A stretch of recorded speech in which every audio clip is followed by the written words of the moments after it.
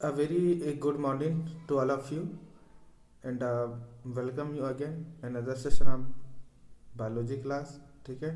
और आज की क्लास में हम बात करेंगे न्यू टॉपिक बात करेंगे। हमने लास्ट चैप्टर में अनुवांशिकी के बारे में कई बार रिपीट कर लिया है, इसलिए मैं उसको अब रिपीट नहीं करूँगा, क्योंकि हम जो नया टॉपिक करने वाले हैं ये बहुत लंबा टॉपिक है। ठीक है, उसलिए टॉपिक लंबा है, मैंने देखा, आप भी देखेंगे अपने किताब में। ठीक है, तो आज का टॉपिक में हम सीधा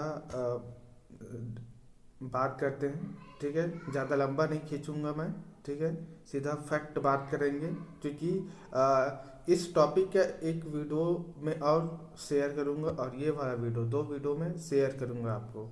ठीक है, तो ऑलरेडी सो आप पढ़ लिए हैं, समझिए, रिवाइज है, रिवीजन है ये, है ना, इसलिए मैं ज़्यादा बात नहीं करूँगा, सीधा फैक्ट बात करेंगे। ठीक है।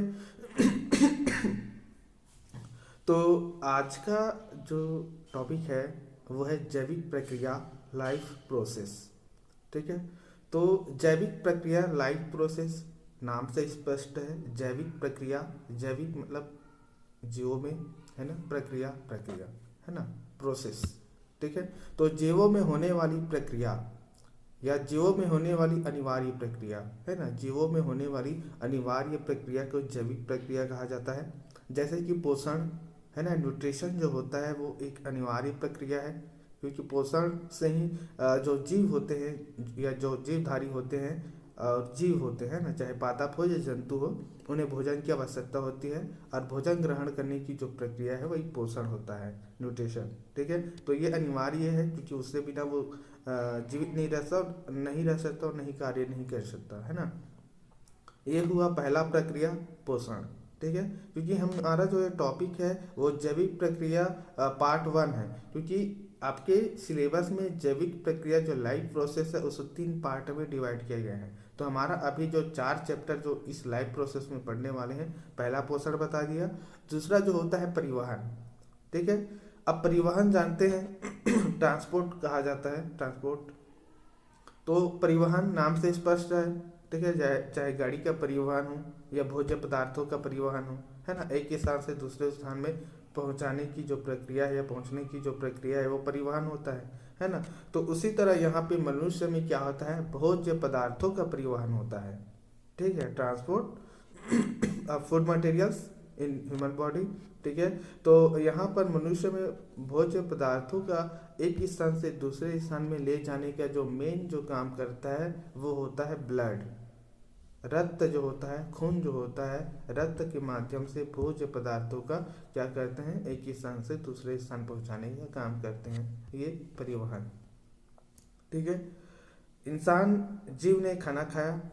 ठीक है, खाना खाने के बाद पाचन की प्रक्रिया हुआ, पचने के बाद, ठीक है, परिवहन एक स्थान से दो स्थान में। ठीक है, लेकिन इन्हीं के बीच में, ठीक है, पाचन और परिवहन के बीच में एक और प्रोसेस होता है जिसे कहा जाता है श्वसन की प्रक्रिया, क्योंकि श्वसन की प्रक्रिया के फलस्वरूप ही भोजन का पाचन होने में हेल्प करता है। क्योंकि श्वसन या जो रेस्पिरेशन की प्रक्रिया जो होती है, मेन प्रक्रिया होता है जिसमें भोज्य पदार्थों का ब्रेक डाउन होता है।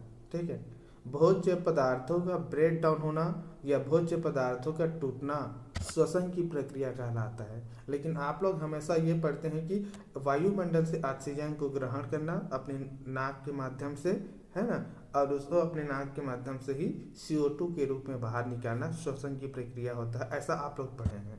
ठीक है, लेकिन ऐसा नहीं है।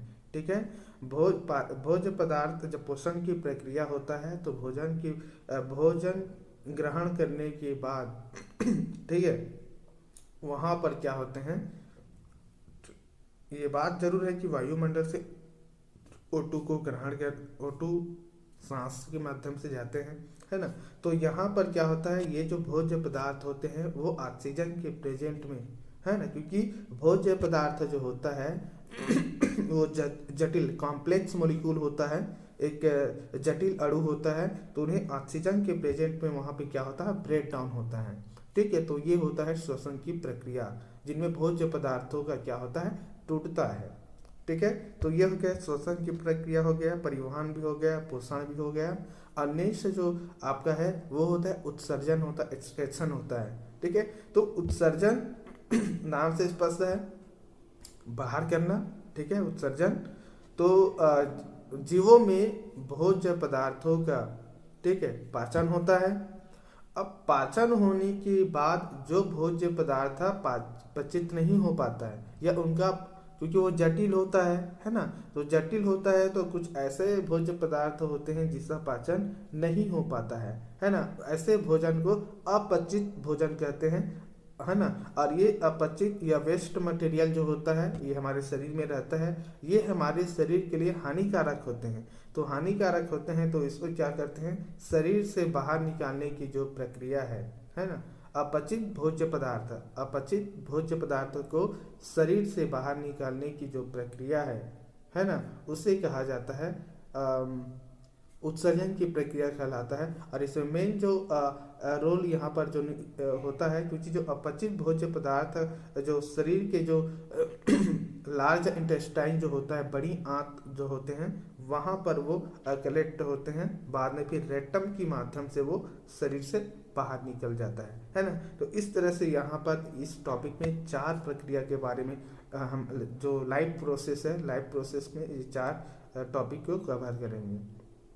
ठीक है, तो आज हम जनरली हम जो बात करेंगे वो पोषण के बारे में बात करेंगे। ठीक है, एकदम फैक्ट बात करेंगे, इम्पोर्टेंस, ताकि ये आपके एनटीएससी के लिए भी, साइंस क्विज के लिए ये काम आए। ठीक है, तो जनरली इंट्रोडक्शन की बात करें तो हम जानते हैं कि जीवों को जीवित रहने के लिए, कोई भी जीव होते हैं चाहे वो पादप हो या जंतु हो, है ना, उसको जीवित रहने के लिए ऑर्गेनिक मटेरियल्स जो होते हैं उनकी आवश्यकता होती है, साथ में जैविक प्रक्रिया की आवश्यकता होती है। ठीक है, तो जितने भी ऑर्गेनिक मटेरियल्स जो होते हैं, ये जो भी कार्य होते हैं, है ना, ये सभी कार्य जो होते हैं वो जीव स्वयं इसका संचालन करता है। ठीक है, और इस सभी कार्यों को करने के लिए जीवों को ऊर्जा की आवश्यकता होती है ना। ऊर्जा मिलेगी तभी कार्य करेगी, तो ऊर्जा, कार्य करने की क्षमता ऊर्जा, है ना। तो कार्य करने के लिए उसको ऊर्जा चाहिए। तो यहाँ पर जो जीव जो होते हैं वो क्या करते हैं जो जीव होते हैं या तो प्रत्यक्ष रूप से या अप्रत्यक्ष रूप से भोज्य पदार्थों को ग्रहण करते हैं। तो जैसे प्रत्यक्ष रूप से मतलब बात करें हम, जैसे कि पेड़ पौधों की बात करें, है ना, तो पेड़ पौधे जो होते हैं वो एक्चुअली प्रोड्यूसर कहलाते हैं। पेड़ पौधे जो होता है वो प्रोड्यूसर कहलाते हैं। और प्रोड्यूसर कहने का कारण ये है क्योंकि पेड़ पौधे जो होते हैं वो ऑर्गेनिक मटेरियल्स की सहायता से, ठीक है, जो भी ऑर्गेनिक पदार्थ जो होते हैं उन ऑर्गेनिक पदार्थ इनऑर्गेनिक पदार्थ होते हैं, अकार्बनिक पदार्थ जो आपका वाटर जो होता है, ठीक है, पानी होता है, CO2 कार्बन डाइऑक्साइड होता है ना, इनकी सहायता से और सूर्य की प्रकाश और क्लोरोफिल की उपस्थिति में वहाँ पर क्या करता है, जो पेड़ पौधे होते हैं वो अपने लिए भोजन का निर्माण करते हैं। और यही प्रक्रिया है जिसे कहा जाता है प्रकाश संश्लेषण या फोटोसिंथेसिस की प्रक्रिया कहा जाता है। ठीक है, जिसमें आपका वाटर हो गया ना, 12H2O, ठीक है, साथ में 6 CO2, है ना, फिर वहाँ पे प्रक्रिया हो जाएगा। ठीक है, तो यहाँ पर ग्लूकोज जो 6 कार्बन, 12 हाइड्रोजन और ऑक्सीजन 6, है ना, ये ग्लूकोज का क्या करते हैं, निर्माण करते हैं। और 6O2 वहाँ पर क्या करते हैं, इसको वायुमंडल में छोड़ देते हैं। ठीक है, और कुछ एनर्जी वहाँ पर बनता है ना। तो ये होता है प्रकाश संश्लेषण की प्रक्रिया। ठीक है, अब जनरली हम सीधा आ जाते हैं पोषण में, क्योंकि हमारा टॉपिक पोषण है, आज का टॉपिक पोषण है, न्यूट्रिशन है। ठीक है, तो पोषण मैंने पहले ही बताया कि जितने भी जीव होते हैं वो भोजन ग्रहण करने की जो प्रक्रिया होती है, विधि होती है, वो पोषण, न्यूट्रिशन कहलाता है। ठीक है, तो सभी जीवों में अलग अलग पोषण ग्रहण करने की प्रक्रिया अलग अलग होती है ना। जैसे कि हम बात करें जंतुओं में और पादप में, लगभग दोनों में ज़्यादा अंतर नहीं है। ठीक है, तो सीधा डायरेक्ट हम हमारे टॉपिक के हिसाब से हम जंतुओं में बात करते हैं। तो जंतुओं में भोजन ग्रहण की जो प्रक्रिया होती है आप जानते होंगे। पोषण की प्रक्रिया हमेशा दो पोषण होती है, एक होते हैं स्वपोषी और एक होता है विषमपोषी। स्वपोषी मतलब स्वपोषी वे जीव या पोषण की ऐसी विधि है ना, स्वपोषी पोषण पोषण की ऐसी विधि जिसमें जो जीव होते हैं अपना भोजन स्वयं बनाते हैं। जैसे उदाहरण के लिए बताया, पेड़ पौधे होते हैं वो ऑटोट्रॉफ होते हैं, प्रोड्यूसर होते हैं, ठीक है। और जो अन्य जीव जो अपना भोजन इन पेड़ पौधों पे आश्रित होते हैं जनरली उसको हेटेरोट्रॉफ या विषमपोषी कहा जाता है। तो जितने भी जंतु होते हैं वो विषमपोषी होते हैं, है ना। तो विषमपोषी के बारे में बात करेंगे कि वे जीव अपना भोजन स्वयं नहीं बनाते हैं, किसी दूसरे जीवों से प्राप्त करते हैं, मतलब ठीक है। तो ये हुआ विषमपोषी। तो विषमपोषी में यहाँ पर जनरली हम डिवाइड करेंगे। तो पहला जो होता है वो पूर्ण भोजी कहा जाता है, होलोजोइक कहा जाता है, ठीक है, होलोजोइक, ठीक है। तो होलोजोइक में यहाँ पर इस पोषण की प्रक्रिया में, ठीक है, होलोजोइक मतलब पूर्ण भोजी।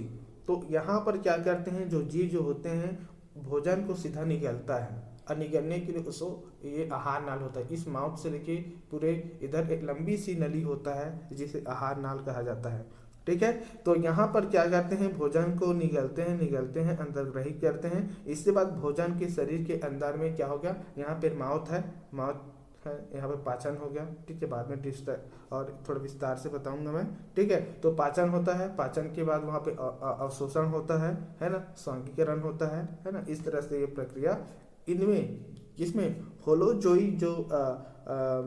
होलोजोइक वाले जो प्रक्रिया होते हैं, पूर्ण भोजी वाले जो पोषण की विधि होते हैं उनमें इस तरह से होता है। जनरली यहाँ पे मनुष्य भी इसी में आता है, ठीक है।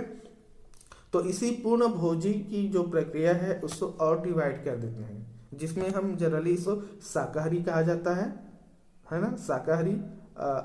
शाकाहारी हर्बीवोरस, मांसाहारी कैर्निवोरस और आपका जो सर्वहारी जो ओमनीवोरस होता है। इसे 3 भागों में और डिवाइड कर देते हैं, ठीक है। तो शाकाहारी मतलब होता है, नाम से स्पष्ट है, शाकाहारी मतलब इसमें उन जंतुओं को शामिल किया गया है जो सिर्फ पेड़ पौधे खाते हैं, शाक हर्ब, ठीक है, जो पेड़ पौधे को ही खाते हैं या उनसे वो भोजन प्राप्त करते हैं। जैसे कि आपका भेड़ हो गया, बकरी हो गया, है ना, भेड़ बकरी हिरण हाथी, ठीक है, घोड़ा हो गया, ये सभी शाकाहारी में आता है। अब आता है मांसाहारी। तो मांसाहारी में वे जंतुओं को, है ना, मांसाहारी में इन समूह में उन जंतुओं को रखा गया है जो क्या करते हैं, दूसरे जंतुओं को मतलब जो शाकाहारी होते हैं उन जंतुओं को मार के अपना भोजन ग्रहण करते हैं, उसको मांसाहारी कहा जाता है ना। जैसे कि आपका शेर हो गया, है ना, लायन, टाइगर, आपका चीता वगैरह हो गया, है ना। और एक और आता है हाइड्रा जानते हैं, है ना, ये सभी मांसाहारी में आता है। अब बात करते हैं सर्वाहारी, ओमनीवोरस, ठीक है। तो ओमनीवोरस जो होता है, ओमनी का मतलब होता है आल मतलब सभी को, ठीक है। और वोरल से बना है जिसको टू ईट, है ना। तो ओमनीवोरस मतलब पूरे को खाने वाले मतलब इस सर्वाहारी में इस समूह में उन जंतुओं को रखा गया है ना, उन जंतुओं को रखा गया है जो पेड़ पौधे अर्थात शाक और दूसरे जंतुओं को क्या करते हैं, भोजन के रूप में ग्रहण करते हैं, है ना। जैसे कि हम मनुष्य लगभग पेड़ भी खाते हैं, पेड़ पौधे खाते हैं मनुष्य, है ना। और साथ में अन्य जो भी जंतु है या पक्षी वगैरह है ना, चिकन मछली अंडा, है ना, इन सभी को खाते हैं। तो ये सर्वाहारी में आता है। आपके कुत्ता देखे होंगे, डॉग, है ना। तो डॉग जो कुत्ता होता है वो भी सर्वाहारी में आता है, ठीक है। आपका भेड़िया भी आता है ना। और तिलचट्टा जानते होंगे, तिलचट्टा जिसे ग्रॉस हॉपर कहा जाता है ना। तो ये सभी क्या होता है, सर्वाहारी में आता है ये, ठीक है। इसके बाद होता है आपका रक्तभक्षी होता है, ठीक है। रक्तभक्षी जानते होंगे आप, रक्तभक्षी जिसे सैंगिवोरस कहा जाता है। रक्तभक्षी जो होता है नाम से स्पष्ट है, रक्तभक्षी मतलब इस समूह में उन जंतुओं को रखा गया है जो ब्लड को ग्रहण करते हैं, है ना। तो ब्लड को ग्रहण करने वाले कौन कौन से जीव होते हैं आपको मालूम है। एक तो हो गया आपका मच्छर, हमेशा देखे होंगे मच्छर जो मॉस्किटो होते हैं, वो मच्छर रक्त चूसते हैं। बालों में जूं पाया जाता है ना। तो जूं जो होता है, जूं भी इस श्रेणी में आता है, ठीक है, क्योंकि वो भी खून चूसता है। जरूर ये परजीवी है ना, परजीवी है। मच्छर भी परजीवी है और आपका जूं भी परजीवी है, लेकिन ये ब्लड जो चूसता है ना, ठीक है। जोंक जानते होंगे आपने, कभी नदी नदी तालाब में नहाए होंगे, है ना। अब तो थोड़ी सी संख्या कम हो गई है ना, लेकिन पहले के समय में जब आप कभी भी नदी तालाब में अधिकतर होता है, नदी में तो नहीं पाया जाता है ज़्यादा।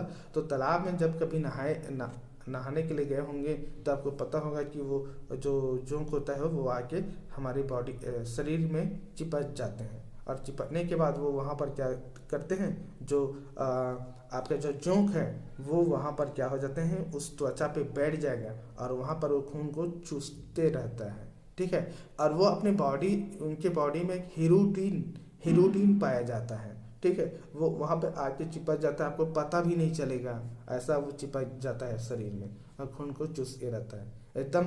मतलब बोल सकते हैं कि जोंक में रीढ़ की हड्डी नहीं रहता है एकदम, है ना, मोड़ लेता है अपने आप को, ठीक है। तो ये हुआ रक्तभक्षी की बात हुआ, ठीक है। इससे बात होता है स्वजाति। स्वजाति में उन जंतुओं को रखा गया है जो अपने ही जाति के जंतुओं को खाते हैं, ठीक है। जैसे कि गिद्ध जानते होंगे, गिद्ध जो होता है वो अपने ही समूह के अपने ही जाति या अपने ही समूह के जंतुओं को क्या करते हैं, वो खाते हैं, ठीक है। एक होता है स्क्वेंजर्स जो होता है वो क्या करते हैं, जो मृत पक्षी वगैरह या जो जंतु होता है डेड, है ना, डेड जो ऑर्गेनिजम्स जो होते हैं उनको वो खाते हैं, मरे हुए मृत शरीर को से वो क्या करते हैं, एनर्जी भोजन फूड ग्रहण करते हैं, ठीक है। जैसे कि चींटी जानते होंगे, चींटी जो आंट जो होता है ना, चींटी जो होता है वो आपने देखे होंगे कहीं पे डेड बॉडी रहते हैं तो जो चींटी होता है उनके पास पहुंच जाता है ना। तो चींटी उनसे क्या करते हैं, वो ग्रहण कर लेते हैं, ठीक है। उसके बाद चील होता है, काइट जो होता है, चील जो होता है ना। और साथ में आपने गिद्ध भी देते हैं, आसमान में उड़ते रहता है गिद्ध, है ना, तो वो भी स्पेंजर्स में आता है, ठीक है। इसके बाद बात करते हैं सेप्रोजोइक न्यूट्रिशन होता है। सेप्रोजोइक मतलब मृत जीवी, नाम से स्पष्ट है कि इस प्रकार की पोषण की प्रक्रिया में या इन समूह में उन जंतुओं को रखा गया है जो गड़े, है ना, सड़े गले, सॉरी, ठीक है, जो सड़े गले जो पदार्थ होते हैं या मृत शरीर होते हैं उनसे ग्रहण करते हैं, ठीक है। जैसे कि आप मालूम होगा, सबको मालूम है, मशरूम जो होता है एक कवक की प्रजाति है, ठीक है। मशरूम का यूज होता है खाने के लिए, ठीक है। प्रोटीन सबसे ज़्यादा विटामिन डी पाया जाता है मशरूम में, है ना। तो मशरूम को क्या करते हैं, मशरूम जो होता है, जो कवक होता है, वो सड़े गले मृत जो जगह होते हैं, पदार्थ होते हैं, वहाँ से वो उत्पन्न होते हैं कवक, ठीक है। तो कवक जो होता है वो मृत जीवी क्या होते हैं, मृतोपजीवी होते हैं, ठीक है। साथ में आपका जो बैक्टीरिया जो होता है, बैक्टीरिया को भी इसी में ही रखा गया है, क्योंकि वो भी कई बैक्टीरिया होते हैं वो डेड बॉडी जो सड़े गले इंसान में वहाँ पे पनपते हैं, ठीक है, इंक्रीज होते हैं पनपना, ठीक है। तो वो भी सेप्रोजोइक होते हैं, ठीक है। और साथ में आप कीड़े वगैरह होते हैं, देखे होंगे कीड़े मकोड़े होते हैं, जो कूड़ा करकट वगैरह जो होते हैं, कचरा वगैरह होते हैं, वहाँ पर वो इंक्रीज हो जाता है, ठीक है। अब इसके बाद बात करते हैं पैरासाइट की बात करते हैं। तो पैरासाइट न्यूट्रिशन जो होता है वो परजीवी होता है। तो परजीवी इस प्रकार की परजीवी जो होता है, परजीवी का सीधा स्पष्ट है, परजीवी मतलब वे जीव जो दूसरे जीवों के शरीर में रह के दूसरे जीवों के शरीर में रहकर या उनसे क्या करते हैं, भोजन ग्रहण करते हैं, वो पैरासाइट होता है, परजीवी होता है। और इसको हम जनरली दो भागों में बांटते हैं। एक कि ये शरीर के बाहर वाले भाग में रहता है और एक अंदर वाले भाग में, है ना। एंडो बात करें, एक्टो और एंडो परजीवी होते हैं, ठीक है, पैरासाइट होते हैं। बात करें एक्टो की बात करें तो बाहरी जो बाह्य जो परजीवी जो होते हैं, बाह्य परजीवी जो एक्सटर्नल जो पैरासाइट जो होता है वो किसी दूसरे जीव के शरीर के बाहर वहाँ पे वो रहते हैं और उनसे वो ग्रहण करते हैं, है ना। बात वही होगा जैसे कि आपका मच्छर के बारे में बात करें। मच्छर जो होता है वो स्किन से खून चूसता है, अपने सूंड अंदर में घुसा देता है, ठीक है। तो ये आपका बाह्य परजीवी आता है। जो और आपका जो जोंक होता है उसको भी बाह्य परजीवी में ले सकते हैं। और आपका जो जूं होता है, जूं जो बाल यहाँ सर पे है ना, बालों में यहाँ पे लेते हैं, खून चूसता है अंदर से। तो जो जूं जो होता है वो भी क्या होते हैं आपका एक्सटर्नल है, ठीक है। अब बात करते हैं इंटरनल की। तो इंटरनल जो परजीवी जो आंतरिक आंतरिक जो परजीवी होते हैं वो हमारे शरीर के अंदर रह के वो भोजन ग्रहण करते हैं। आपको मालूम होगा टेप वार्म कहा जाता है, टेप वार्म, जिसे फीता कृमि कहा जाता है। फीता जैसे इनकी स्ट्रक्चर रहती है, इसीलिए उसको फीता कृमि कहते हैं, कृमि वार्म, ठीक है। और एक जो होता है एस्केरिस कहा जाते होंगे। एस्केरिस जो होता है वो हल्का सा वाइट होता है, लंबी सी। आप कई बार देखे होंगे, यदि आपको खांसी वगैरह आया होगा तो खांसी जब आता है तो जोर से खांसी, जहाँ पे कफ वगैरह हो जाता है ना, तो खांसी के समय में वो जब लंबी खांसी स्पीड के साथ उसको बाहर, तो वहाँ से लंबी सी निकलता है ना, वैसी। तो वही है एस्केरिस, ठीक है। और साथ में आपका जो प्लाज्मोडियम जो होता है, प्लाज्मोडियम जानते हैं, प्लाज्मोडियम भी आंतरिक परजीवी होता है। प्लाज्मोडियम भी एक पैरासाइट है ना, आप जानते हैं। जो प्रोटिस्टा जगत पढ़े होंगे, प्रोटिस्टा जगत में प्लाज्मोडियम है ना।